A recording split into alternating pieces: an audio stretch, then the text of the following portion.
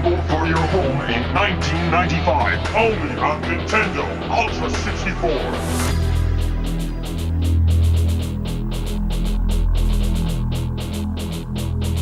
Killer Instinct.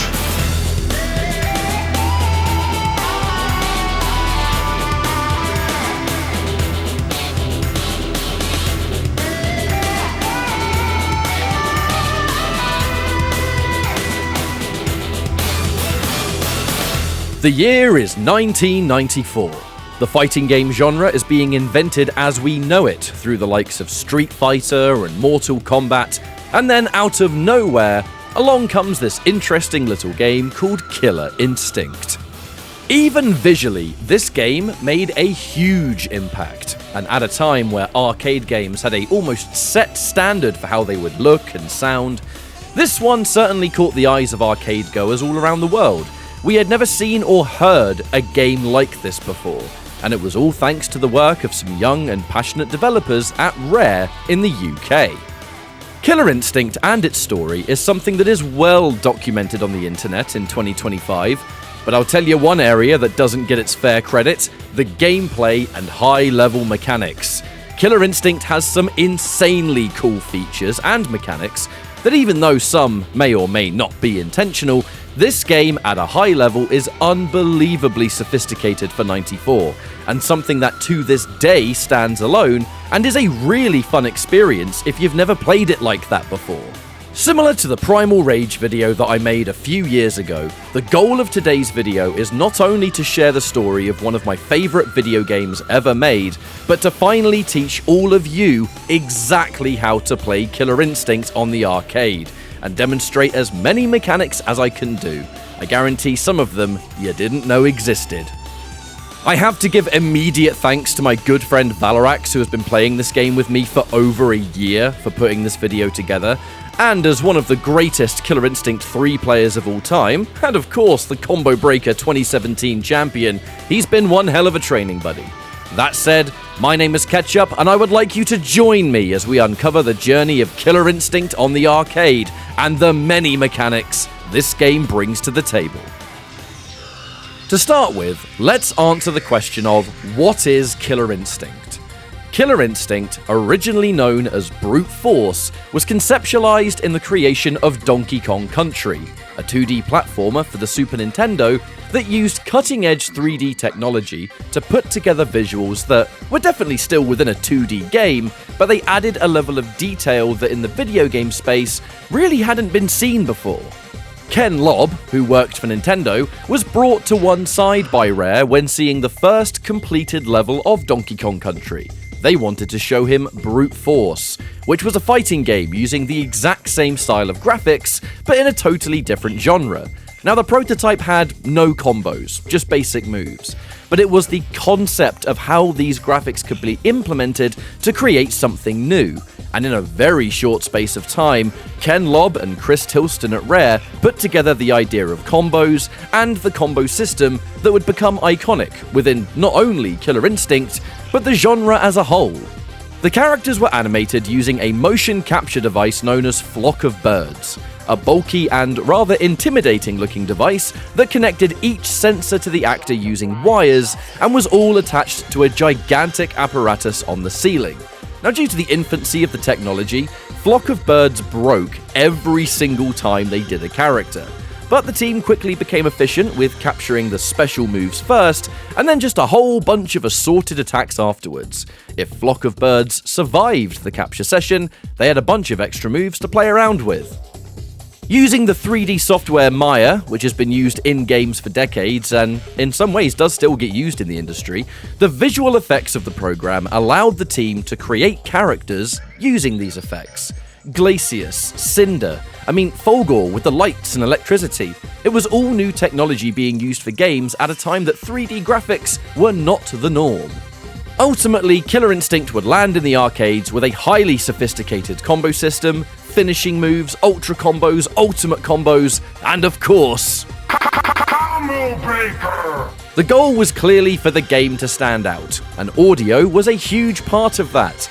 The team at Rare used so many punchy and loud sound effects to create this high-impact experience, But I mean, we can't make a video about this game without talking about the music. It was legendary. And would you believe that with the team of Robin Beanland and Graham Norgate who composed the soundtrack, this was their first video game job? The KI soundtrack was Robin Beanland's first gig, and it still stands out today as one of the greatest soundtracks in video game history. Either way, KI made a huge impact on the scene, and in 1994 was breaking new grounds in so many ways. So the story of Killer Instinct is a simple one. The leading force behind the tournament is Ultratech, a mega corporation that does genetic engineering and robotics research. Some of the game's playable characters are even a creation of Ultratech. Riptor, who was created using the DNA of dinosaurs, Fulgor, a robot that's been tested in the tournament before mass production can begin, and Cinder, a criminal who agreed to take part in a chemical weapons test for early parole that unfortunately turned him into a living flame.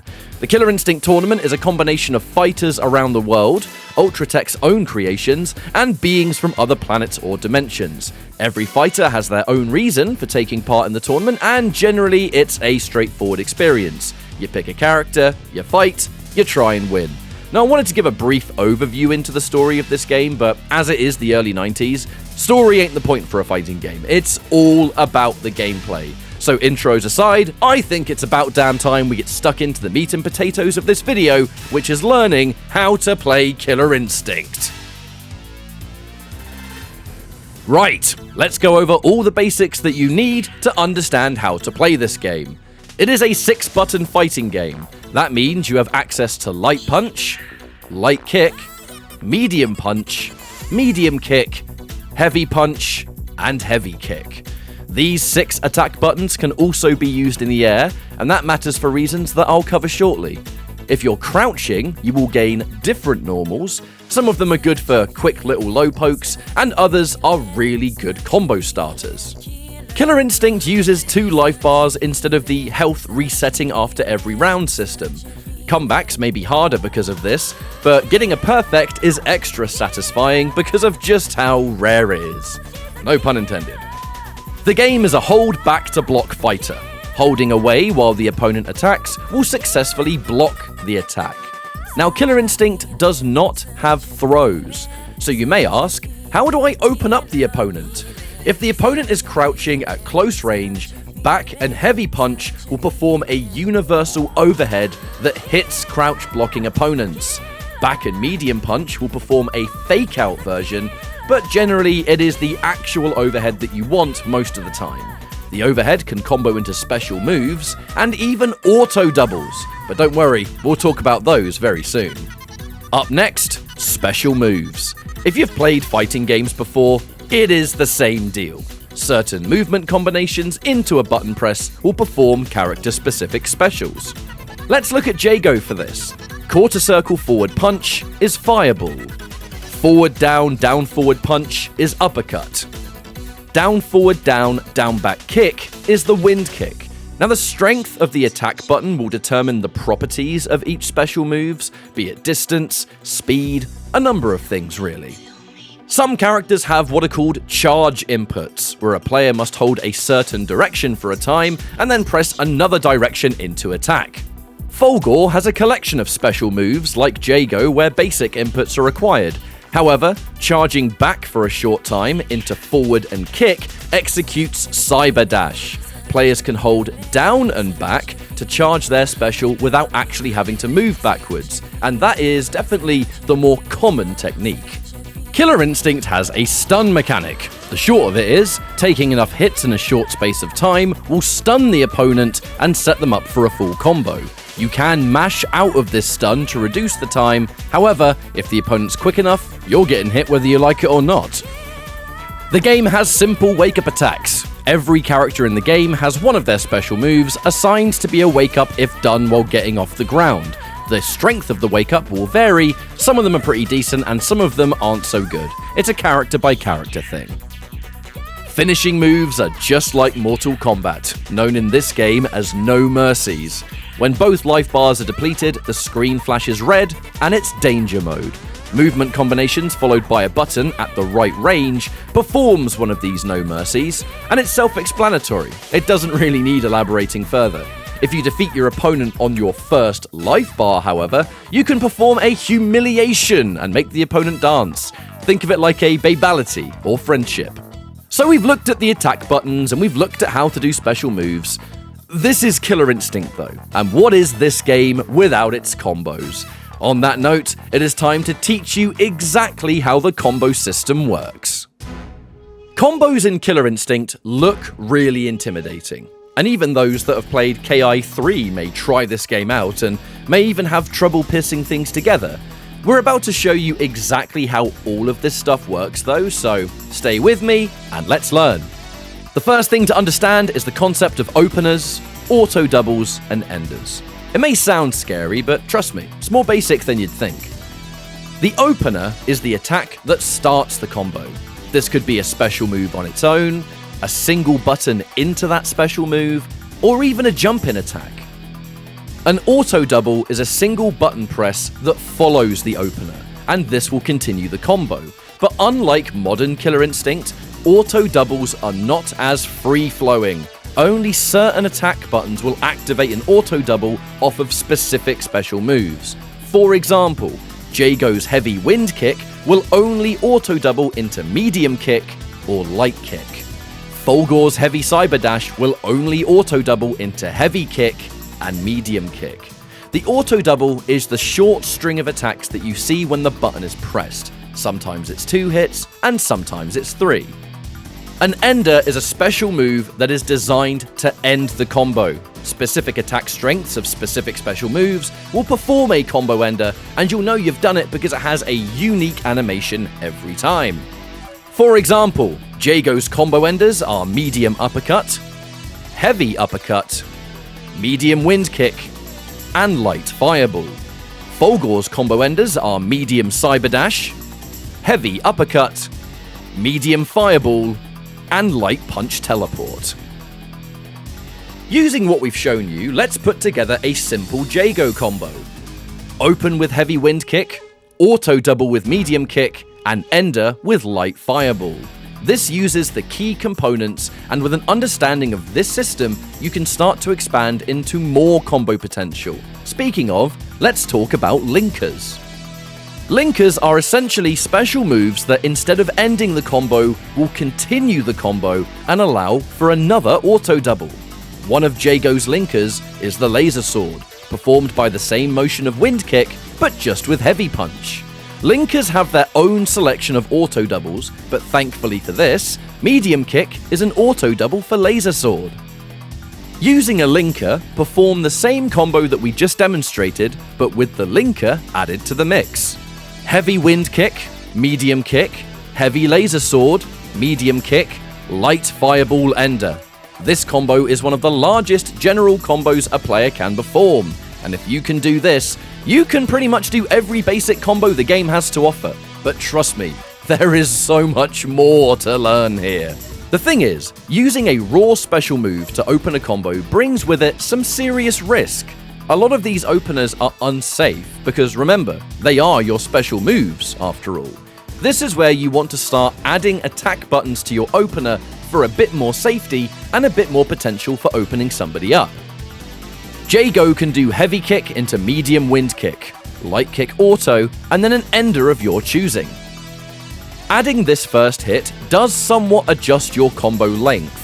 Certain combos that start from a button versus a combo that starts from a raw special may have differences in how many hits the combo allows.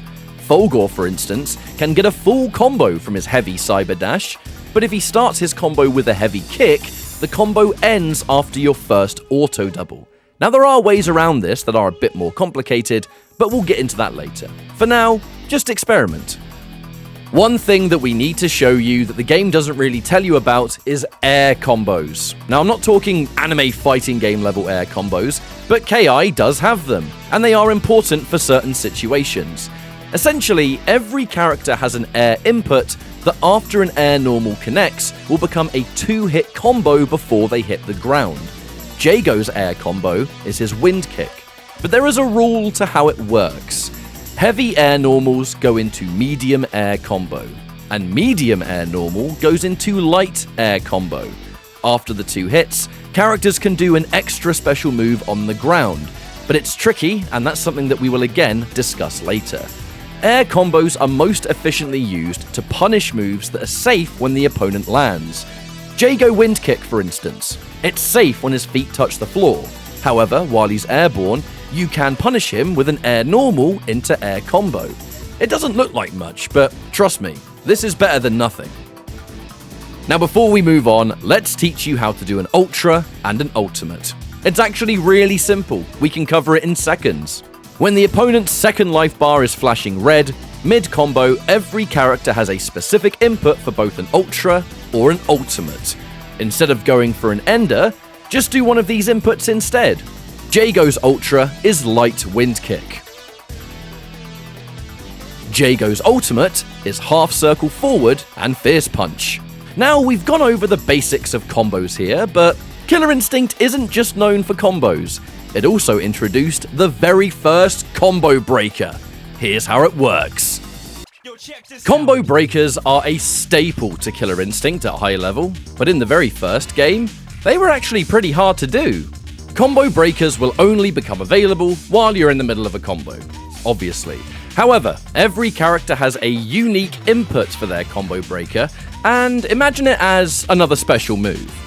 During a combo, performing this combo breaker input with the correct attack strength will successfully break the combo and save you from incoming damage.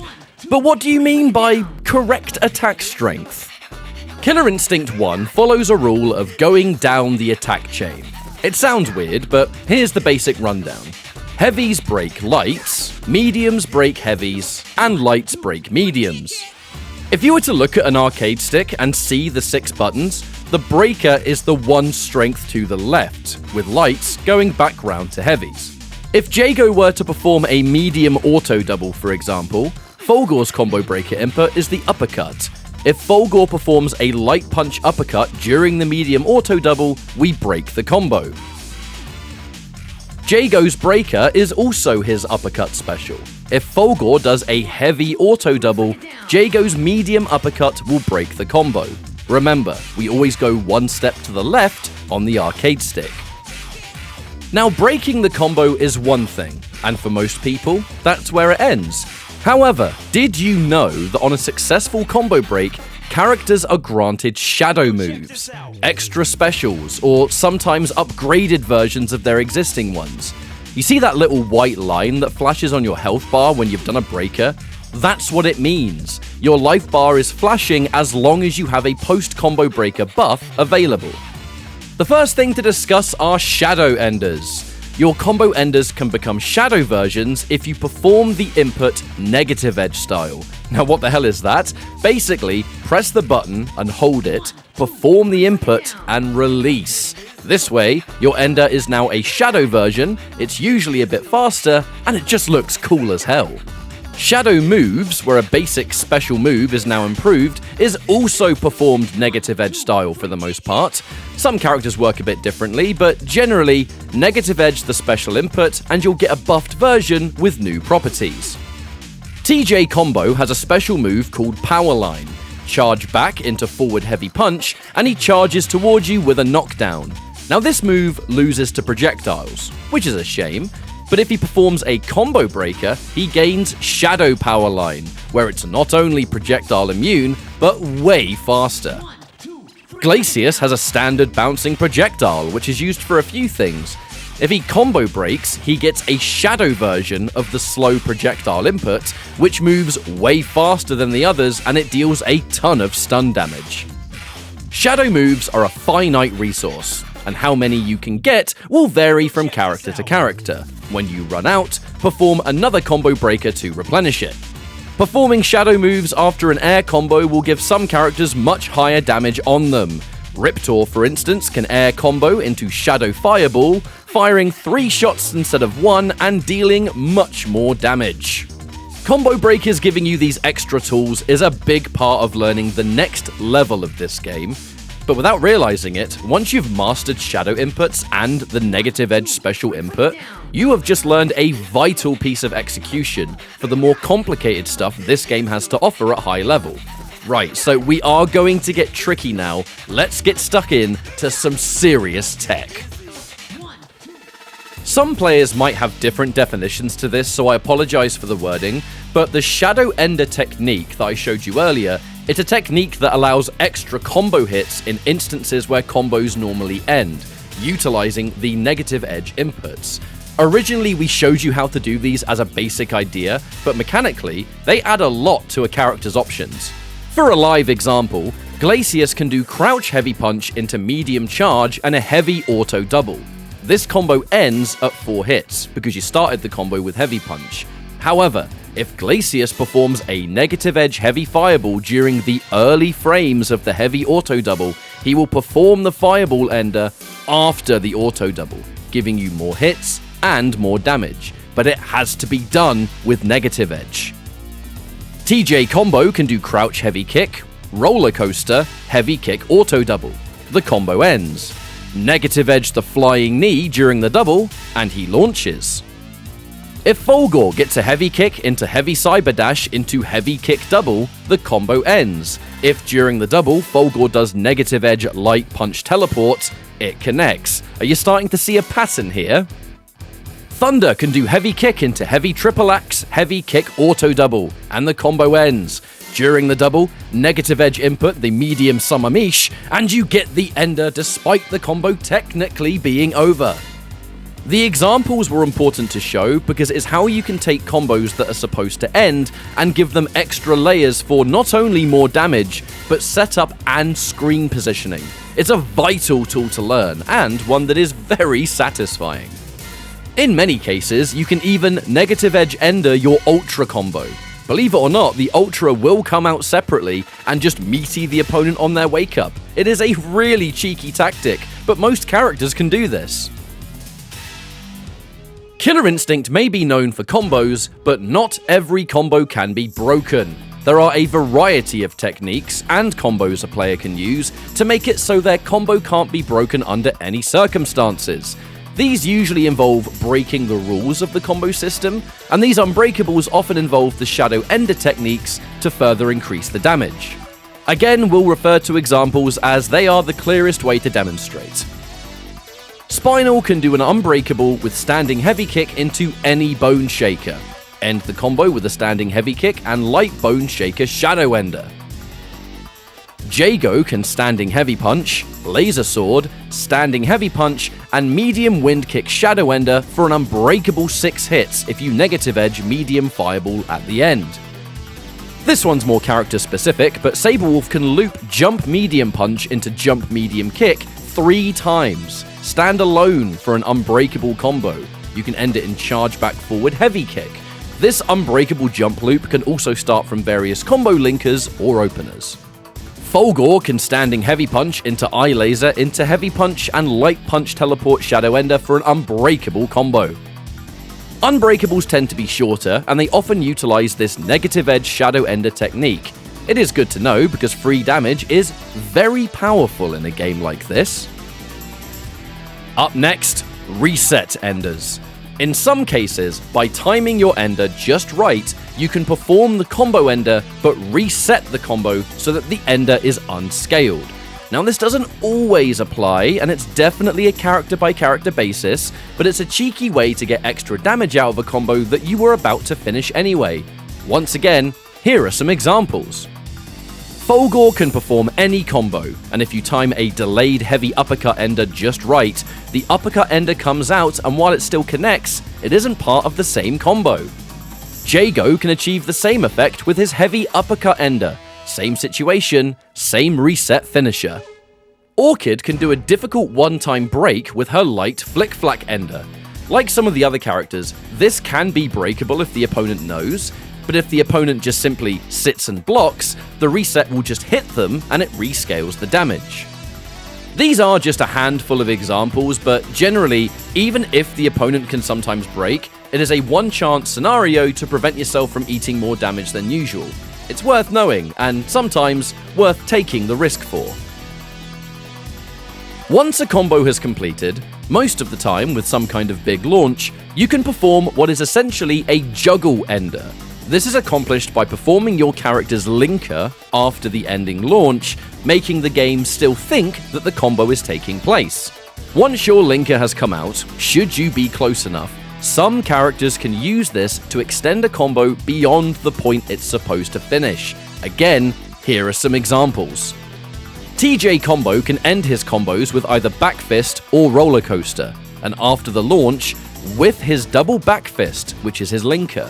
Once it whiffs, close in space with a light flying knee, and then perform his heavy flying knee to relaunch the opponent for a second time. Should Fulgor ender with something like medium cybercharge, whiff your eye laser linker, close in space with cyber dash, and time a light punch teleport to get one final ender. This one is much easier in the corner. Probably the most infamous case of this technique belongs to Cinder, who after a medium Trailblazer ender can whiff a light Trailblazer and juggle with medium flip kick. Unfortunately for those fighting against him, this when looped is a true infinite combo. This technique, while powerful, is character by character. Sometimes it's not really possible, some have more options than others. It is another case of something that's really good, but definitely not shared equally. Similar to the Shadow Ender Ultra I told you about earlier, using your Ultra combo after whiffing the linker will often activate Ultra when it's not really supposed to work. It is incredibly powerful for some characters, but, like most high-level tactics, very much character-specific. Would you believe it? Killer Instinct has unblockables. Now, the reason they work is honestly unclear. Perhaps somebody in the know can post in the comments or something. I'd love to know the ins and outs. But in certain cases, certain attacks cannot be blocked. It's obviously very strange, but I'm not here to question. I'm just here to demonstrate. Saberwolf with a combo breaker can meaty charged roll attack on the opponent's wake up. For some reason, this can be unblockable, and the only escape is a wake up attack.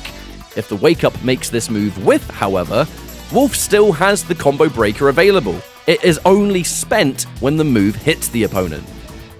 When Glacius has a combo breaker, his heavy puddle punch ender gains extra hits. If you launch the opponent and time the heavy puddle punch for when they hit the ground, the puddle punch ender will hit meaty and it can't be blocked. This can be looped for as many times as you have the combo breaker buff remaining. Fulgor can cancel his cyber dash into light uppercut. If you meaty the opponent with this on their wake up, timing it correctly will result in an unblockable uppercut. Again, no idea why, but it works. Orchid can meaty her heavy Firecat special using negative edge on the opponent's wake up, and when timed correctly, is unblockable. Unblockables differ from character to character, but generally this is a really powerful tool, as you'd expect. Now, over the last few sections of this video, we've been talking about character-specific things for a while. Let's actually make a change here and start talking about the characters one by one, with some of their options and generally what makes them what they are. I will not be covering Idol because he is banned, a boss character, and frankly, doesn't count. Simply put, Jago is the Shoto of the game. He's got a fireball, an advancing special attack, and an uppercut special, among other things. That's generally the basic of the character, but there is a lot more to him using the KI mechanics. Jago suffers from an issue of stubby normals. His buttons just tend to not go as far as many other characters, and the buttons that do reach aren't particularly good combo options for the most part. Medium Kick is a decent button that can't combo into anything besides Negative Edge Light Fireball. This is good though, because the Fireball has knockdown frames and it's a free safe jump. Another great button is Back Heavy Kick. This one has even more range than his Sweep, and this one can combo, so in the neutral, this is one of your go-to buttons. The general gameplay of Jago, however, changes when the combo breaker is active. His Shadow Wind Kick becomes projectile immune, and his Shadow Heavy Fireball does so much stun that it's a dangerous tool when paired with his Back Heavy Kick. One thing Jago does well is that his air combo game is superb. Wind Kick in the air has a nice big hitbox to it. and the Shadow Medium Fireball will fire 3 shots instead of 1. It deals way more damage than you'd expect if an air combo lands. This combo is just a little bit tricky. Jago has access to some reset combos. His heavy uppercut ender is a rather go-to reset ender, but some of these resets are character dependent, range dependent. It's stuff that requires experimentation. A rather major thing about Jago's game plan is that medium wind kick, when timed just right on the opponent's wake up, is unblockable. The only way to avoid this wind kick is to wake up attack, but that depends on the character and the strength of the wake up. What's really disgusting is that quite a few Jago knockdowns allow enough time to move in and meaty with this move yet again, creating a terrifying almost 50-50 of wake up versus no wake up. And even if your wake up attack is safer in the air than on the ground, Jago has some of the best air combos to punish you big time. One of the variables is that characters in this game actually have different get-up speeds. It's only a matter of frames, but it's significant. So it's down to Jago to learn these and time his meaty wind kick accordingly. Ultimately, Jago appears at first glance to be a perhaps more limited character, but his post-hit situations when utilizing the unblockables and air combos turn him into a rather scary character under the right circumstances. The weird execution of some of his specials introduce a skill gap, but overall, Jago is easy to pick up as a fighting game player, but like most things, he's hard to master. If you can figure out his unblockable wind kick and the combos that follow, he can keep you stuck for a fair while on defense, and can overwhelm you with setup after setup. Chief Thunder suffers from some similar weaknesses to Jago, in that he too has some stubby buttons. His best combo starters from buttons are Heavy Kick and Crouch Fierce Punch, and both are fairly reliant on Triple Axe, which is a charge move, so not as opportunistic.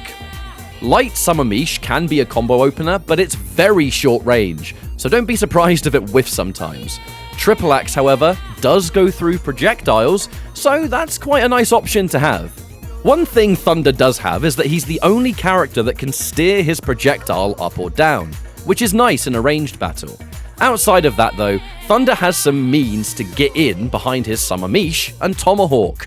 Tomahawk is an air special, but it can be cancelled from Heavy Summer Mish. Now if you perform the Summer Mish and hold Heavy Punch, then Negative Edge release Tomahawk, it comes out instantly as a 2-piece, and it's a full screen advancing tool. Tomahawk on hit is a combo opener, so you can even get doubles from it. Thunder's combo breaker moves are quite simple. Red Phoenix is a souped up fireball with lots of stun, and his Shadow Tomahawk is much faster than the original. Generally though, his game plan doesn't really change much when he lands a combo breaker. Thunder's universal overhead and his sweep both sport good range, so instant overhead into sweep is a 2-hit combo that deals a considerable amount of stun. Not to mention overhead into Red Phoenix, or overhead into Triple Axe if you have the charge. Thunder's combos can be quite explosive, but on most hits, it just doesn't seem like he has the largest pathing in the world. Everyone has long combos in this game under the right conditions, but the hits you'll find in a real match rely pretty heavily on shadow enders, which is fine, because some of Thunder's are pretty damn effective. Not to mention, should he find a launch at the end of a combo, whipping forward Triple Axe into Ultra is a free win if the opponent's low enough on health. Thunder versus a second life bar is a dangerous character if you're not careful. Overall, Thunder wants to get in and mess you up. His jumping game is a little bit unpredictable due to Tomahawk, he's got an unorthodox projectile, and his combo game, while rather simple at first glance, can really hit hard, especially if he has Ultra. He's not the most common character that you would see, and he is hard to get used to, but there is some big reward here if you take the plunge. TJ Combo is by all means a close-range brawler. He wants to get in, and he wants to demolish you with a variety of combo tools. He is also exclusively a charge character. His approaches consist of Power Line, Flying Knee, and Roller Coaster. And Power Line, while holding back into different buttons, cancel the run into other specials. Roller Coaster hits low, so it's a way of advancing and throwing out a cheeky different hit direction. But the biggest thing about this move is that it is projectile immune. Combo's game expands heavily when he uses a combo breaker, because as demonstrated earlier, Shadow Powerline is lightning fast and totally projectile immune. But it isn't just that grants extra combo utility. Combo doesn't have a sweep. Instead, his crouch heavy kick is a straight up low, which means he does get a mix-up between universal overhead and low, both of which can combo into Shadow Powerline, dishing out a ton of stun damage, and most of the time, it's an instant stun. Combo is one of the few characters that can reliably use a juggle ender for more damage. I demonstrated this earlier as well, but being able to extend your combos is just the basic of this. If Combo waits for you to nearly hit the ground, and then does his juggle ender, the uppercut portion of this combo will come out late and meaty an opponent on their wake up. What's really messed up is that he can do this at the end of a round to get a free knockdown and free damage before the next round has even begun. And, of course, the reset ender is unblockable. Using this same kind of combo game, Combo is able to perform reset finishes with Ultra. Another thing that makes his up-close game incredibly terrifying on the second life bar.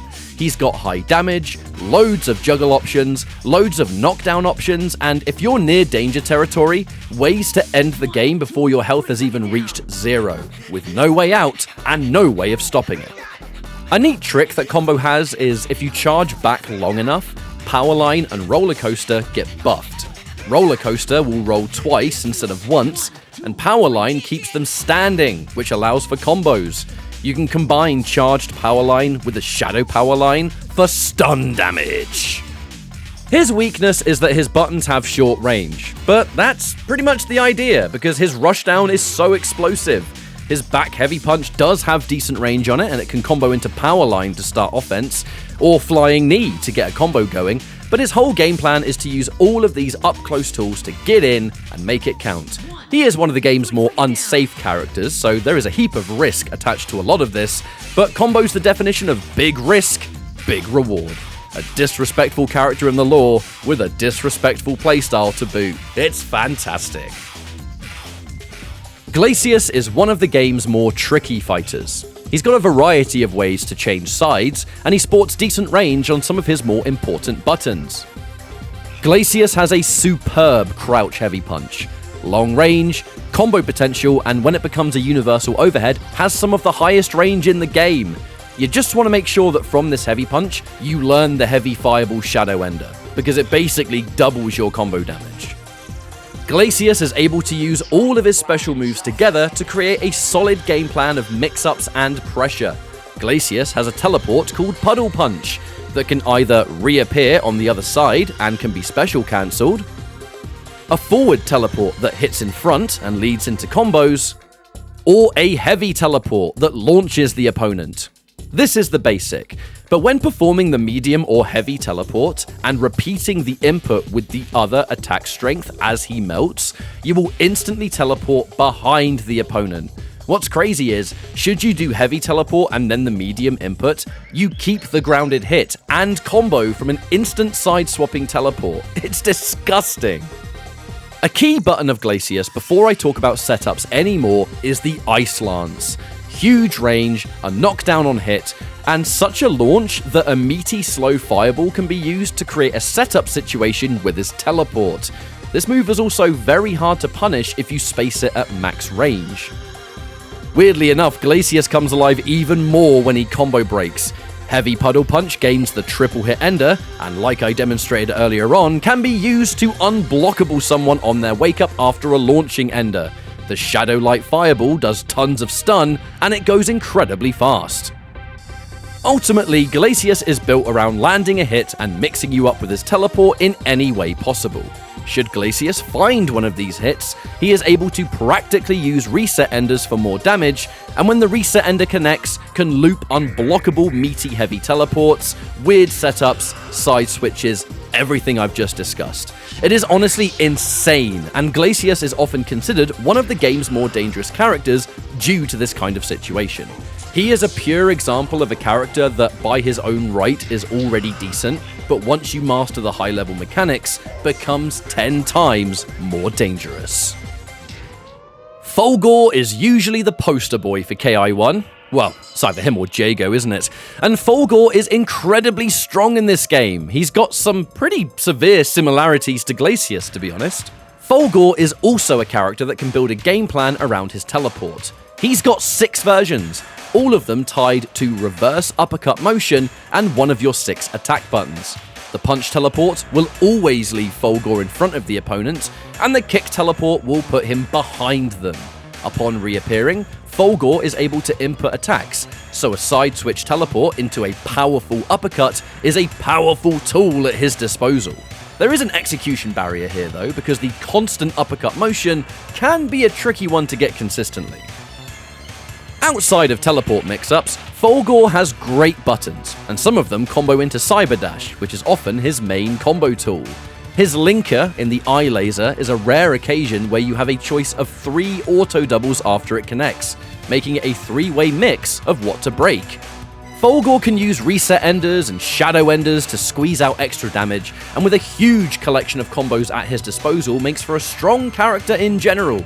Using the knockdown advantage of launching enders allows Fulgor to enforce his front or back teleport mix-up, and teleports into uppercuts dish out a lot of stun damage, meaning a couple of these mix-ups back to back puts the opponent in danger of being stunned for a full combo. Fulgor is another character with a strong universal overhead and a good range sweep, so again, he can harass you with lows and overheads at close range, and has the choice to turn some of these buttons into decent combos if he decides to do so. Your heavy Cyber Dash can be cancelled into his light uppercut, which can be a decent range tool, and it covers a ton of screen space. As demonstrated earlier, timing this just right on the opponent's wake-up can result in an unblockable uppercut, which is really annoying to deal with. Post-combo breaker, Fulgor can do a light fireball after a launch for juggles, perform a shadow heavy uppercut that covers way more distance, and do a heavy cyber dash that covers more distance as well. Shadow uppercut does high stun damage, so comboing it from a heavy kick or something can create a near instant stun. Fulgor has good buttons, good damage, combo utility, good mix-ups, a great use of post-combo breaker. Overall, Fulgor is a very complete character, and he's got a lot of dirt to play with, especially if you learn the high-level mechanics. Orchid is often seen as one of Killer Instinct's strongest characters, and it's mostly due to utility and outrageous combo potential. Her buttons are straight up ridiculous. Her back heavy punch has massive range and can be special cancelled, and it's the button you'll see the most in the neutral. Her jabs go really far, crouching heavy punch has great range and too can be special cancelled, and even her medium punch can turn into combos if you're quick enough, and that is not a common tool in this game. Before we talk about her combo game, which is where she really thrives, her specials are all super strong, and how you can obtain those combos in the first place. Firecat is projectile immune, and the heavy version goes super far, basically full screen. Ichni-san is the game's only wrecker. Wind kick motion with medium or light punch into forward light punch and back light punch. It's a 3-hit unbreakable special that can be turned into combos, and it's one of the main reasons her combo game is so strong. She's got a good fireball as well, so that's always nice to have. It becomes great in combos if she's used a combo breaker too. Post combo breaker, you get a triple fireball in combos. Shadow Ichni-san goes really far, and the Shadow Firecat covers even more distance and is even faster. These are no joke, some of the best Shadow moves in the entire game. Orchid's combos somewhat break the rules because they go on forever until the game decides that there's been enough hits. Now this is due to unbreakable Ichni-san and using manual heavy punch and repeating. She seemingly gains like an extra linker as well, so a standard Orchid combo, if it isn't broken, can reach over 20 hits. Not to mention that she has reset enders all over the place for even more damage still. Overall, Orchid has god-tier buttons, god-tier specials, god-tier combos, and weird, somewhat unbreakable loops that guarantee damage on top of preventing the opponent from gaining their combo breaker power-ups. Orchid is a devastating character, and one of the more popular characters if you've ever watched High-Level Killer Instinct. Riptor is a great demonstration of Rare's talent back in the 90s, making a dinosaur character but still being animated and functioning like the rest of the cast in a game where she could have been really odd and hard to play. Now, Riptor is a character with plenty of rushdown tools, but she lacks significant safety, so it's very much a all-or-nothing character on the arcade. I do hear that she's stronger on the Super Nintendo version, but that's a different story. Riptor does have some decent buttons. Crouch Heavy Punch covers great range, and it's a go-to combo starter. And Crouching Heavy Kick is possibly the longest reaching sweep in the game. Now in the neutral, the sweep is probably her best button. Riptor can start a combo from Crouch Heavy Punch and overhead. However, the charge attack that she has being the fastest option is an unsafe move on block. Her roll may be another starter, but it doesn't always connect unless you're point blank, so a bit more inconsistent. She has the means of being unpredictable because she can cancel her light charge attack into her light roll, which has good range on it. She has a leap attack that can also be cancelled into roll, but again, it's unsafe. It does go through projectiles though. Riptor is one of the characters that doesn't gain much from combo breakers. She gets a triple fireball after a juggle, which does do amazing damage after air combos, and a super fast projectile with high stun that does work quite well with the rest of her range toolkit. Riptor has more range than most, both her buttons and projectiles. She has a straight projectile, a close range fire breath, air fireball that can hit low under the right circumstances. It's all well and good, it just has a lot of minus frames, which means anti-projectile moves or teleports tend to chew you up. She does superb damage when she gets going, and her explosive form of rushdown can be incredibly scary. It's just that you've got to really dedicate to a lot of options, which can make taking back a life lead a bit of a struggle if you're being kept at arm's reach. Riptor is super fun to play on KI Arcade, but she feels a lot more committed than other characters on the roster. I could just be bad with her, and I know she's really good on the Super Nintendo version, but if I've missed anything important, please let me know in the comments. I have seen her cooking online before. Sabrewulf is a weird character in this game, and actually pretty cheap. Great button range, combo pathing all day, and a selection of unbreakable situations. Personally, my favourite character to play, especially when learning the game at a higher level. Let's talk about range first. Heavy Punch in general has wonderful reach, standing or crouching. Now the crouching version can combo into all of Wolf's combo starters, making it a go-to button for almost every situation. Wolf doesn't have a sweep, but his crouching heavy kick is a long-range low, meaning there is no chance to get an overhead by accident if the opponent just so happens to be crouching. This move also combos into all openers, so overall, a great button as well. Sabrewulf's got a weird projectile. It's actually really good at tracking the opponent, and it can even instantly turn around if the opponent teleports behind you. The projectile's larger than it looks, and it's also extremely active. Besides Sabrewulf projectile and howl, he's all charge inputs, and they do different things. The punch charge is your spin. This is your go-to combo tool. Charged kicks will perform a roll on light kick, an uppercut on medium, and a leap on heavy. If you input another special while using the uppercut, you will cancel your run animation with another special. It's great for the roll as a cancel, especially post-combo breaker because it goes further. Wolf actually has a unique property where he can manually charge a single combo breaker move. This is achieved using his Howl special. It's got really long recovery, so it can only be used after a combo or maybe before the next round, but post-combo breaker, your heavy leap will go full screen, the roll and spin will both gain a second version, which can actually catch people off guard on block quite often. Now there is a catch here with these two moves. On hit as an opener, the opponent can successfully break these double moves. They will need to know what strength the move is to break it, so they're going to need matchup knowledge, but there's not much you can do to stop it from coming out. If you've used a combo breaker, these moves will double. Wolf has access to great unbreakables thanks to the jumping medium loop I showed earlier, but there is a trick for even more damage here. Similar to TJ combo, if you charge enough on uppercut, the opponent will stay standing, and you can pull into the opposite direction with medium kick to do a double uppercut. The stun damage on this may as well be guaranteed.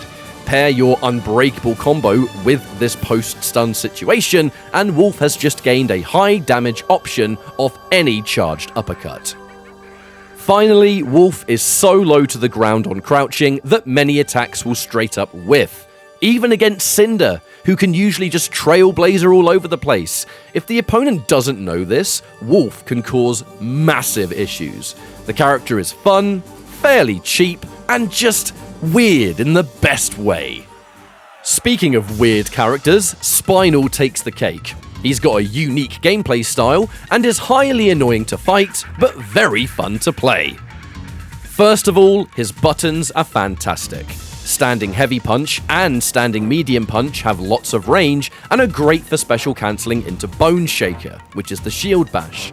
Starting combos from buttons that reach this far make Spinal pretty scary in the neutral.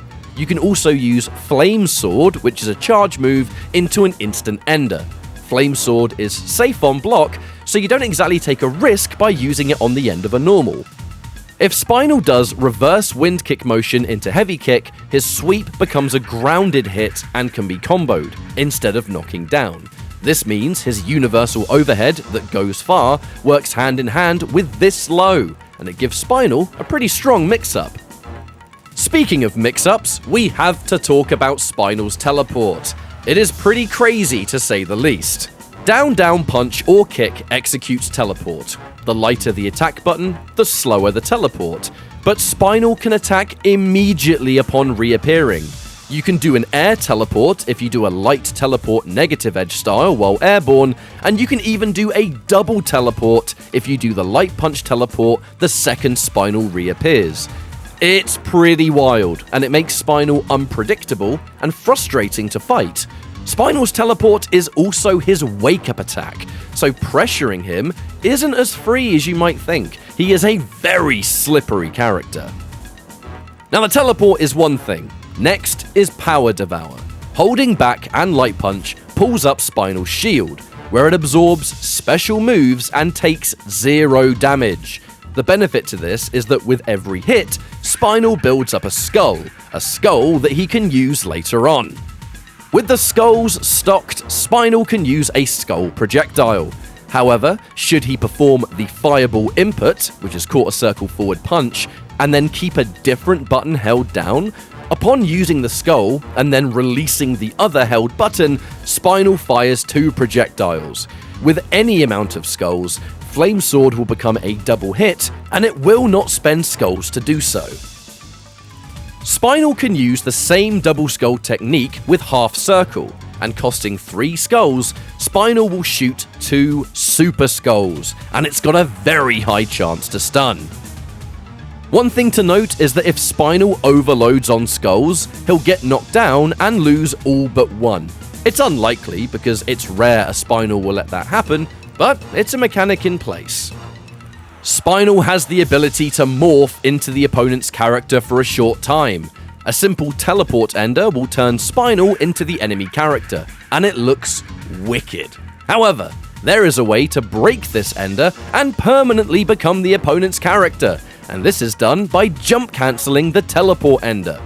If Spinal does the right teleport ender versus the right character, he can interrupt the ender by jump cancelling and stay as the morph instead of doing the animation.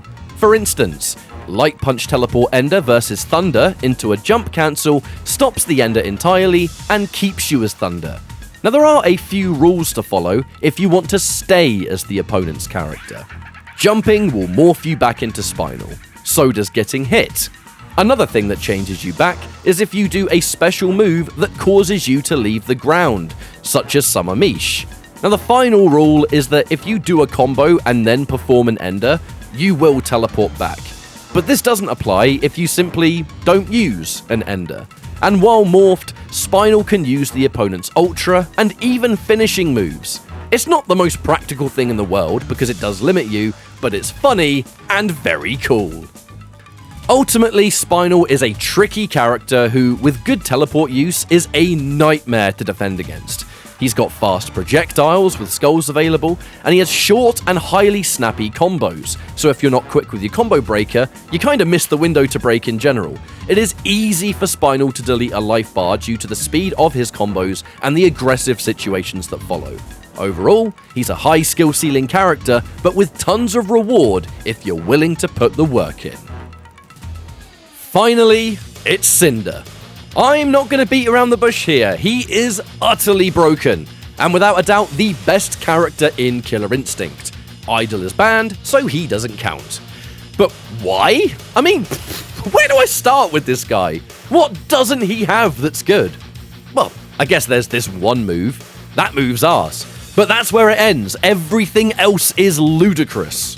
First of all, he's the only character in the game who can steer his jump arc. I don't know why he can do this, but it's good. From the air, his jump heavy kick is a god button. It crosses up, it combos, and it even leads to an unbreakable fire flash into Trailblazer. His grounded buttons are superb. Standing heavy kick is a fantastic normal that confirms into basically anything.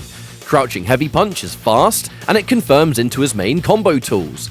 This move is also unblockable if Cinder meaties with Trailblazer into Crouch Heavy Punch, because why not? Standing Medium Kick is a great poke. It goes further than Heavy Kick, and it controls a lot of neutral space. Buttons are one thing though, it is his specials that make him so powerful, starting with his uppercut. Cinder's Fire Flash is the best uppercut in the game. It's almost totally safe, especially the light kick version.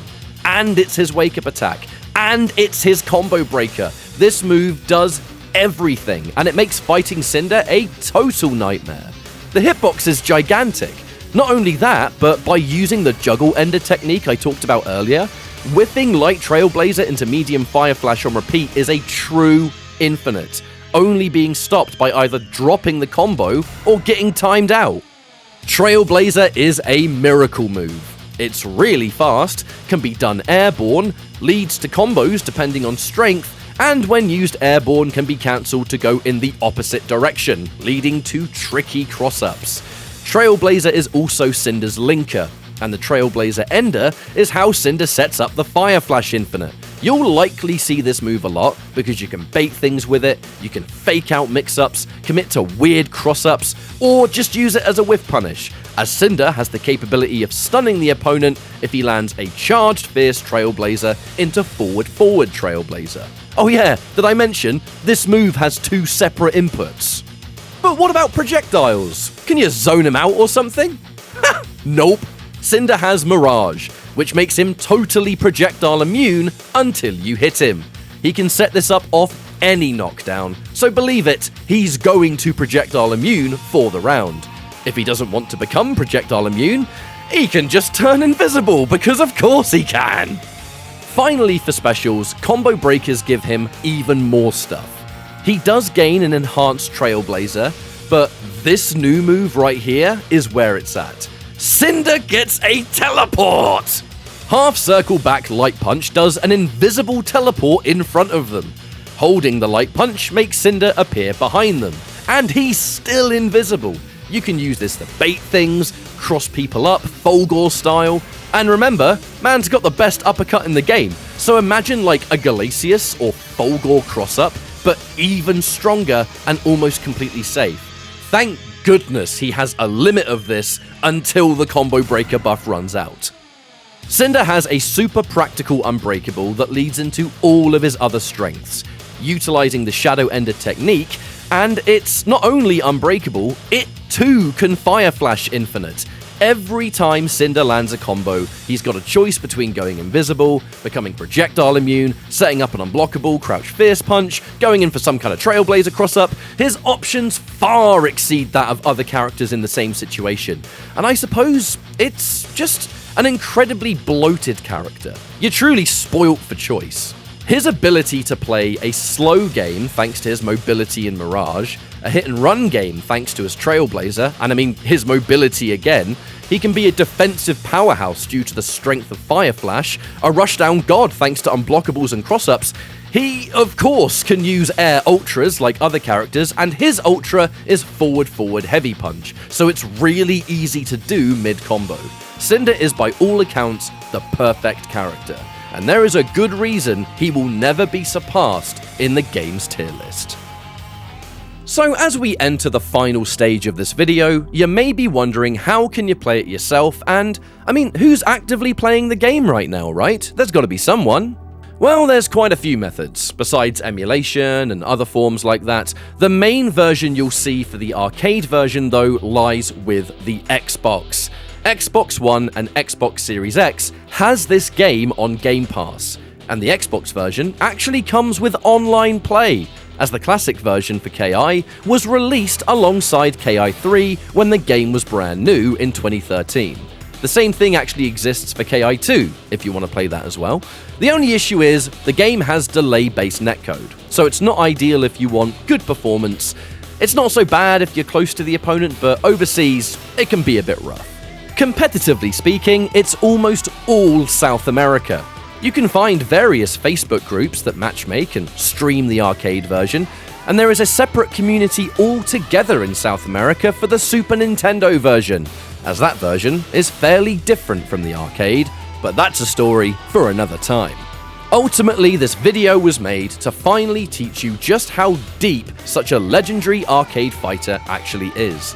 And if you play this game knowing some of the mechanics I've just taught you, it really opens up the floodgates of tech, fun, and general good times with good friends, who also love the hell out of the game. Try it out.